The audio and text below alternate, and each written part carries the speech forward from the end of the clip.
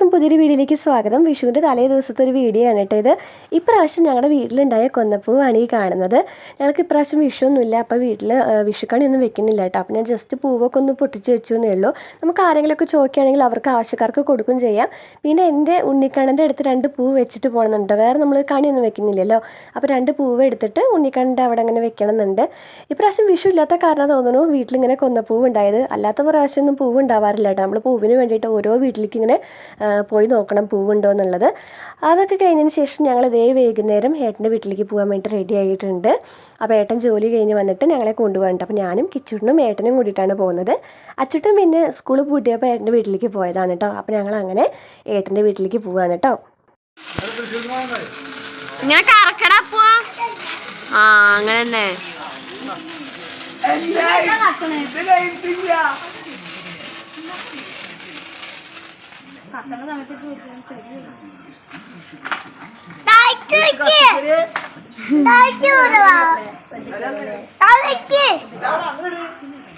പോടോണ്ടി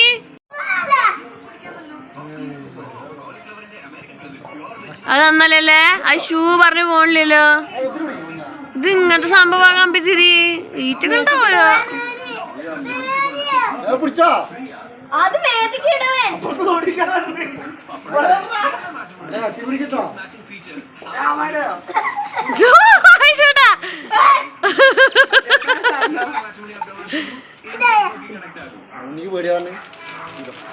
ഇറക്കി പിടിക്കുഞ്ഞാ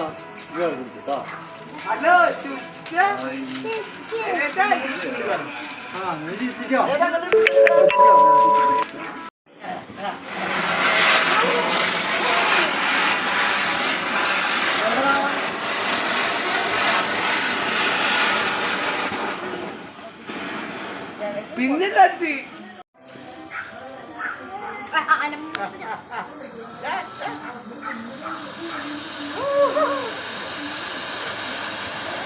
ആരില്ല.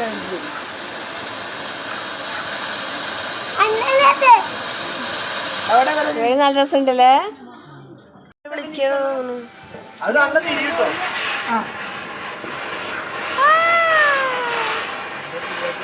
പോരാ പോരാ.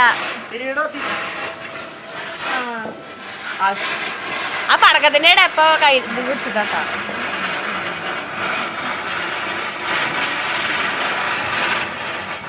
പടക്കൊക്കെ പൊട്ടിച്ചതിന് ശേഷം ദേ വിഷുക്കണി ഒരുക്കാൻ പോവുകയാണ്. അപ്പോൾ അതിന് വേണ്ടിയുള്ള ഫ്രൂട്ട്സും എല്ലാം ഇവിടെ റെഡിയാക്കി വെച്ചിട്ടുണ്ട്.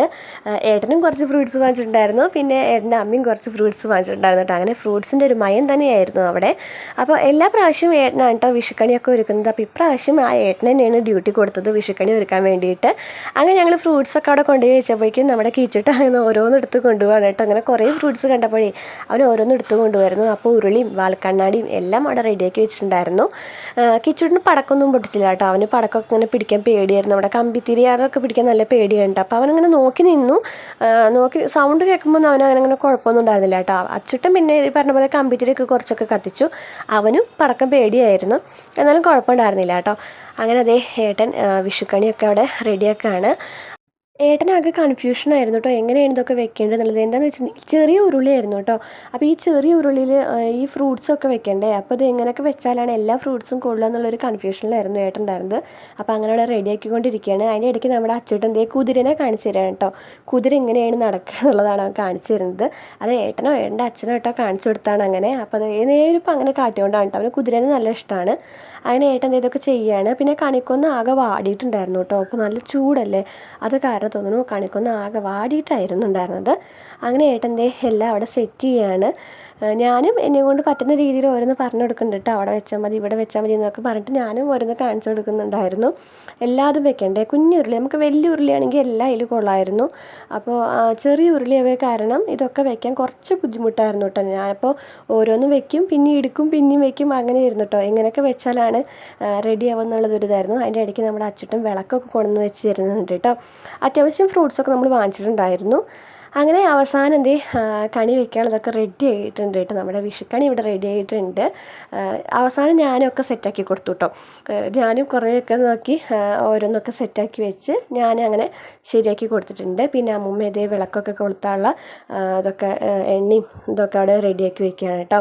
അതിൻ്റെ ഇടയ്ക്ക് നമ്മുടെ അച്ചൂട്ടൻ കണിക്കൊന്നൊക്കെ എടുത്തിട്ട് അവിടെ ഇവിടെയൊക്കെ ഇടാനൊക്കെ നോക്കുന്നുണ്ട്.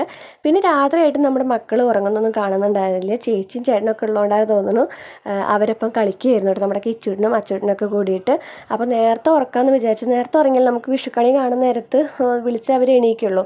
അപ്പോൾ ഉറക്കാമെന്ന് വിചാരിച്ചപ്പോൾ രണ്ടാളും വരുന്നുണ്ടായിരുന്നില്ല കേട്ടോ. നല്ല കളിയായിരുന്നു രണ്ടാളും കൂടിയിട്ട്.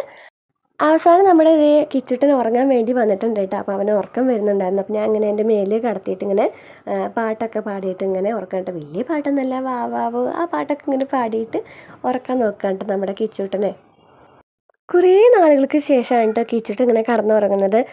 ചെറുപ്പത്തിലൊക്കെ ഞാനിങ്ങനെ എടുത്തുകൊണ്ട് നടന്നാലേ ഉറങ്ങുള്ളൂ, ഇങ്ങനെ പാട്ട് പാടിയാലേ ഉറങ്ങുള്ളൂ, അങ്ങനെയൊക്കെ ആയിരുന്നു. പിന്നെ വലുതാവും തോറും അവൻ്റെ ശീലങ്ങളൊക്കെ മാറി തുടങ്ങി. അവൻ പാലൊക്കെ കുടിച്ചിട്ട് അങ്ങനെ തന്നെ കിടന്നുറങ്ങാൻ തുടങ്ങി. പിന്നെ ഇപ്പോൾ ടി വി കാണുകയാണെങ്കിൽ അങ്ങനെ ടി വി കണ്ടിട്ട് അങ്ങനെ ഉറക്കം വന്ന് ഉറങ്ങും, അങ്ങനെയൊക്കെ ആയിരുന്നു. പിന്നെ അതൊക്കെ കഴിഞ്ഞിട്ട് ഇപ്പോഴാണ് കിച്ചുട്ട് ഇങ്ങനെ വന്ന് കിടക്കുന്നത് കേട്ടോ. എന്താണെന്നറിയില്ല, പെട്ടെന്ന് തന്നെ മേലിൽ കയറിയിട്ട് ഇങ്ങനെ കിടന്നതായിരുന്നു. അപ്പോൾ ഞാൻ വിചാരിച്ചു ശരി ഇങ്ങനെ തന്നെ അവൻ ഉറക്കാം എന്നുള്ളത്, കടത്തിയിട്ട് ഉറങ്ങുന്നുണ്ടായിരുന്നില്ല. അപ്പോൾ അങ്ങനെ തന്നെ ഉറക്കാമെന്ന് വിചാരിച്ചു കേട്ടോ. അപ്പോൾ ഞാൻ എന്നെയും കൊണ്ട് പറ്റുന്ന രീതിയിൽ പാട്ടൊക്കെ പാടുന്നുണ്ട്. വലിയ ഗായികയൊന്നും ഇല്ല കേട്ടോ. എന്നെയും കൊണ്ട് പറ്റുന്ന രീതിയിൽ എൻ്റെ ശബ്ദം ഉപയോഗിച്ച് ഞാൻ പാട്ടൊക്കെ പാടി കൊടുക്കുന്നുണ്ട്. പിന്നെ ഇങ്ങനെ ഇടയ്ക്ക് ഉമ്മ കൊടുക്കും, പിന്നെ ഇങ്ങനെ കൊട്ടിക്കൊടുക്കും. എനിക്ക് നല്ല ഇഷ്ടമുണ്ട് കുട്ടികളിങ്ങനെ വെച്ചിട്ട് ഇങ്ങനെ ഉറക്കാൻ വേണ്ടിയിട്ട്. ചിലപ്പോൾ ഞാനും അങ്ങനെ ഇരുന്ന് ഉറങ്ങും. അങ്ങനെ നമ്മുടെ കിച്ചുട്ടന് ഉറക്കം നന്നായിട്ട് വരുന്നുണ്ടായിരുന്നു കേട്ടോ. അങ്ങനെ നമ്മുടെ കിച്ചുട്ടൻ ഉറങ്ങി. കുറേ നേരത്തെ എൻ്റെ പരിശ്രമത്തിന് ശേഷം നമ്മുടെ കിച്ചുട്ടൻ ഉറങ്ങിയിട്ടുണ്ട് കേട്ടോ. കിച്ചുട്ടൻ മാത്രമല്ല അച്ചൂട്ടനും ഉറങ്ങിയിട്ടുണ്ടായിരുന്നു. അങ്ങനെ രണ്ടാളും ഉറങ്ങി കേട്ടോ. ഇനി ഞാനും കിടക്കാൻ പോവാണ്.